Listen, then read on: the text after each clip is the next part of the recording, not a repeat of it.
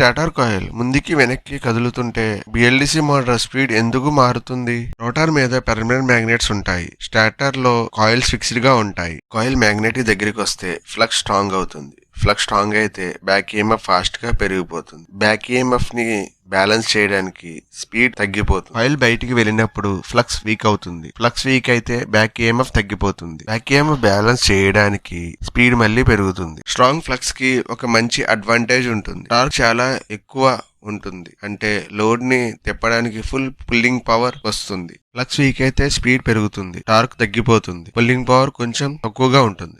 Simple గా చెప్పాలంటే flux పెరిగితే టార్క్ పెరుగుతుంది, అలాగే ఫ్లక్స్ తగ్గితే స్పీడ్ ఆటోమేటిక్ గా పెరుగుతుంది. Torque directly proportional to flux, అలాగే speed inversely proportional to flux. BLDC motor అయినా డీసీ మోటార్ అయినా రెండు ఫ్లక్స్ మార్పు మీదే రన్ అవుతాయి. రోజులో ఈవీస్ లో హై స్పీడ్ కోసం ఫ్లక్స్ వీకెనింగ్ మోడ్ యూజ్ చేస్తారు. ఫ్లక్స్ ని తగ్గిస్తే స్పీడ్ ఆటోమేటిక్ గా పెరుగుతుంది కదా.